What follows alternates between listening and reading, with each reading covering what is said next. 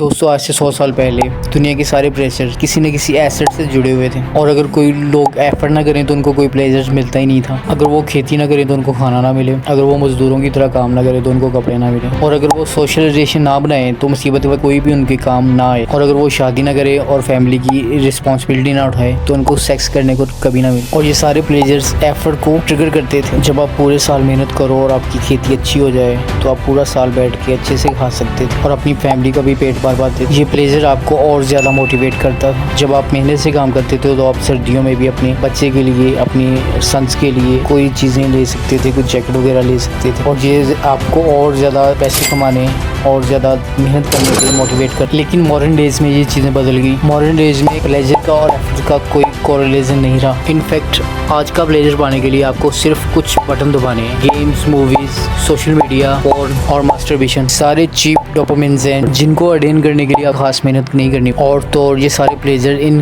Connectivity को trigger करते हैं। आपको आसानी से डोपामिन मिल जाता है और इससे आप वही काम बार बार करते हो। चीप रहो, डोपामिन मिलता रहे। बाहर के मुल्क यानी यूएसए या कोई और कंट्री हो गया, उसमें तो ये पॉपुलेशन बहुत बढ़ गई है। अगर एक कंट्री को अपनी पॉपुलेशन मेंटेन रखनी है तो वहाँ की लेडीज़ को 2.2 बच्चे पैदा करने हो। दूसरे वर्ड्स में अगर 10,000 लेडीज़ के 22 बच्चे हैं तो उस कंट्री की population generation after generation constant रहेगी। इन 22 बच्चों में से 20 बच्चे अपने पेरेंट्स को रिप्लेस करेंगे, उनमें से 2 किसी एक्सीडेंट में या किसी बीमारी में मर जाएंगे। अगर एक कंट्री में बेबीज़ पर वुमेन का नंबर 2.2 से ज़्यादा है तो उस कंट्री की पॉपुलेशन ग्रो करेगी, और ये नंबर अगर कम है पॉपुलेशन डिक्रीज करेगी। और प्रॉब्लम ये है कि इस चीप डोपामिन की वजह से डेवलप कंट्री में ये नंबर काफ़ी कम। वहाँ के लोग गेम्स, मूवीज, सोशल मीडिया और फोन में इतने गुम हैं कि वो रियल लाइफ में सेक्स करके बच्चे पैदा ही नहीं करना चाहते। और अब आप सोच रहे होंगे कि ये तो एक बहुत अच्छी बात, इससे तो पॉपुलेशन कम होगी और दुनिया की आधी प्रॉब्लम्स इससे सॉल्व हो जाएगी। लेकिन चीज़ें इतनी भी सिंपल नहीं है। तो एग्जाम्पल के लिए चाइना की 1 बेबी पॉलिसी को ले लें। इमेजिन करें आप इसी 1 बेबी पॉलिसी पर फैमिली को 2 जनरेशन के लिए एक्टिव रखते हैं। अगर उस कंट्री में इस टाइम 16 करोड़ लोग हैं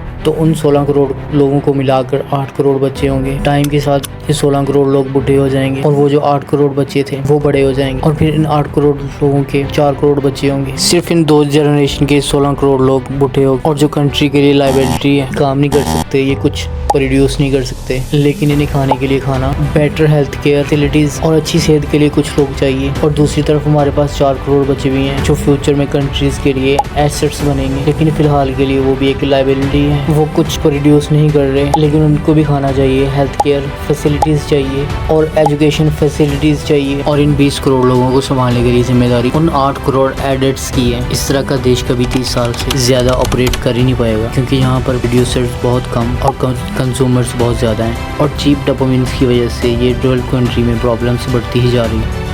अगर आपको ये वीडियो बहुत अच्छी लगी है या अच्छी लगी है तो भाई को प्लीज़ फॉलो और सब्सक्राइब लाजमी कर लेना, ताकि इस तरह की मज़ीद आपको वीडियो और मिलती रहेगी।